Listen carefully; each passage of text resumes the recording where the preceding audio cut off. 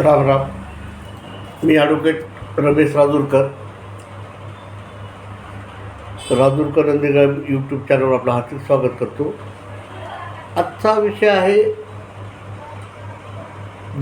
देशद्रोही. भारत देशामध्ये देशद्रोहाचं प्रमाण भरपूर आहे. जितके काढले तितके कमी आहेत.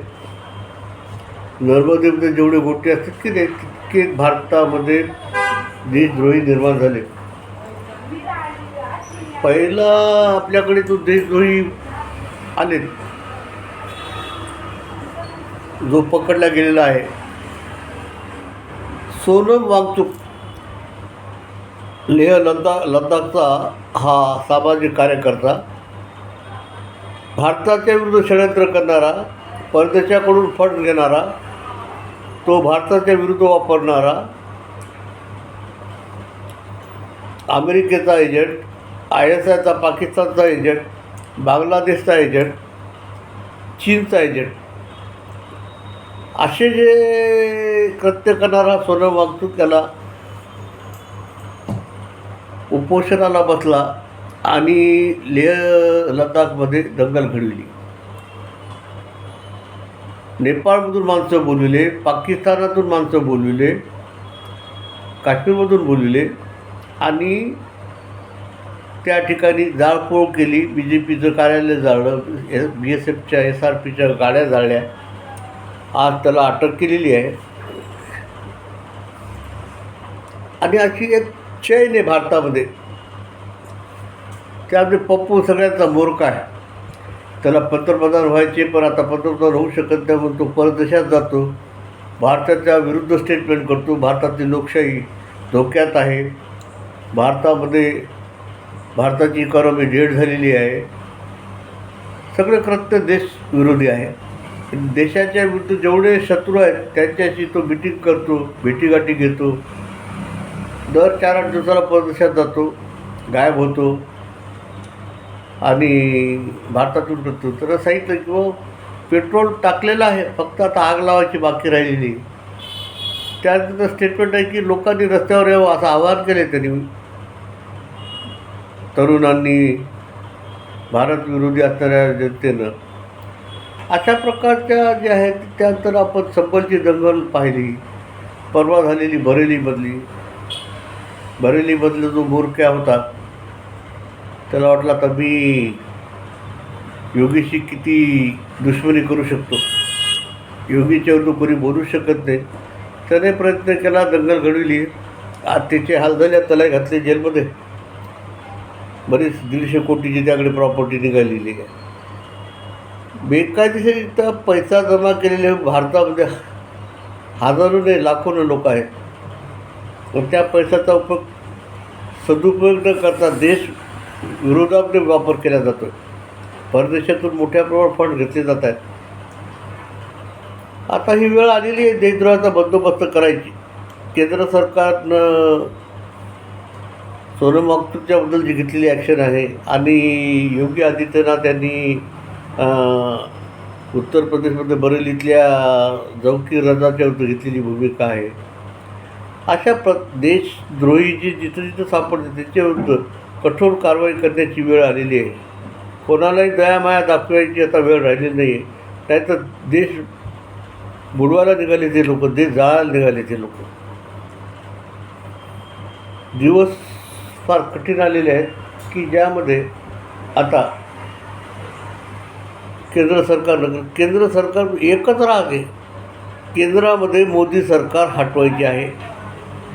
मोदी नको, BJP नको. पहिल्यासारखी काँग्रेसची गव्हर्नमेंट चालेल ना. किती भ्रष्टाचार करा, देशाच्या विरुद्ध देश विकला तरी चालत, पण काँग्रेसची गव्हर्नमेंट पाहिजे भारतात. का देशाचं भलं करण्यात ती एकमेव होतं. आता सत्ता मिळू शकत नाही, पप्पू पंतप्रधान होऊ शकत नाही म्हणून ते जाळायला निघाला. हा बांगलादेश, नेपाळ आणि श्रीलंकेमध्ये जसं घडलं तसं त्याला भारतात घडवायचे. हा इतिहास करायचा त्याला निर्माण भारताच्या विरुद्ध. देशामध्ये जाळपोळ झाली पाहिजे, दंगली झाल्या पाहिजेत. करोडो रुपयाचं नुकसान झालं अशी त्याची इच्छा आहे. तर त्याची इच्छा कधी पूर्ण होणार नाही. आणि उद्या पप्पूची हीच गत होणार आहे सोनम वागचूकसारखी. गेला आता सोनम वागचूक जेलमध्ये, तो आता बाहेर येत नाही. स्वप्न त्याचं आता करिअर.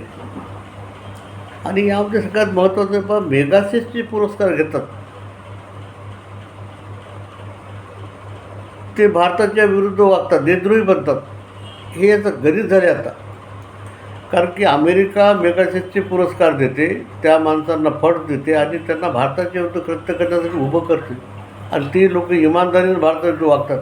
त्यामध्ये केजरीवाल आहे,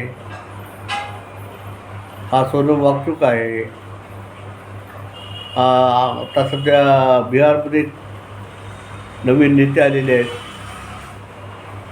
ते बिहारमध्ये आता विधानसभेची निवडणूक लढवीत आहेत, नवीन पक्ष काढला त्यांनी. पण ते या डीप स्टेटचे एजंट आहेत. त्यांचे पुढे पितळ उघडं पडणार आहे.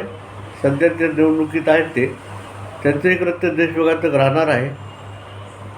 असे जे जे देशद्रोही आहेत त्या सर्वांची आता व्यवस्था झाली पाहिजे. आणि त्याच्यात केंद्र सरकारनं असा एक कायदा कायदा होता रासुका म्हणून, त्याच्यामध्ये अटक केली तर तो 2 वर्षापर्यंत त्याला बेल नाही, त्याची चौकशी नाही, 2 वर्ष तो जेलमध्ये. अशा प्रकारचा कठोर कायदा केंद्र सरकारनं आणणं आज गरज आहे की ज्यामुळे अशी जे देशद्रोही आहेत एकदा या प्रवाहाच्या बाजूला जेलमध्ये गेले 2 वर्ष म्हणजे त्यांचं जे काही कृत्य आहे ते थांबतील. आपण आजूबाजूला पाहत देश अस्थिर करण्याचा खूप प्रयत्न चालू आहे. परदेशातून 45,000 कोटीची मदत आलेली आहे भारतामध्ये अस्थिर करण्यासाठी, केंद्र सरकार घालविण्यासाठी. म्हणजे आपल्या भारतातले देशप्रेमी किती आहे देशद्रोही. ते स्वतःला देशप्रेमी म्हणतात पण सगळ्यात मोठे ते देशद्रोही आहे. अशा घटना घडत आहेत. दंगली घडण्याचा प्रकार चालू आहे. कोणता तरी इश्यू करायचा आणि त्याच्यावर लोकांमध्ये भडकवायचं आणि अराजकता माजवायची, अशा प्रकारचं गणित चालू आहे. आपण सर्वजण देशाच्या सरकारला साथ देणं महत्त्वाचे आहे. आपण देशप्रेमी राहणं महत्त्वाचं आहे. कोणत्याही अफवावर विश्वास न ठेवता, कोणावरही विश्वास न ठेवता केंद्र सरकारच्या सोबत राहून देशाला साथ देणं आज गरज आहे. ही काळाची गरज आहे. देश अस्थिर झाला तर फार अवघड होईल. आज देश जो प्रगती करतो आहे केंद्र सरकारच्या नेतृत्वाखाली, कायद्याचं राज्य आहे. सगळ्यात मोठं सुप्रीम कोर्ट आहे ना, बेल द्यायला आहे ना. देशाच्या विरुद्ध जेवढे पिटिशन येतील सुप्रीम कोर्टात त्यामध्ये सुप्रीम कोर्ट निर्णय देणार देशाच्या विरुद्ध. ते इलेक्शन कमिशन असो की नवीन आणलेलं केंद्र सरकारनं बिल असो, त्याच्यातही त्यांनी बऱ्याच प्रमाणात आहे. परवाचं स्टेटमेंट आहे आपल्या सरन्यायाधीशाचं, विष्णूकडे जाऊन विष्णूला सांगा तुम्ही करा म्हणून. कारण कॉलेजियम पद्धत आहे ना, आजोबा जज, वडील जज, मुलगा जज, ही खानदानी पद्धत चालू आहे ना लोकशाहीमध्ये. त्या बाबतीत ते बोलायला हेच तयार नाही न्यायाधीश, आणि ते आपल्या हातची पद्धत सोडायलाही तयार नाही आहेत. त्यातून मग अशा प्रकारचे स्टेटमेंट निर्माण होतात. आपण हे पाहतो की सुप्रीम कोर्ट उद्या काय करील काही भरोसा नाही त्याचा. मी आपल्यासमोर माझं मत मांडलं. आपण आपलं मत माझ्या कॉमेंट बॉक्समध्ये द्या. जय श्रीराम.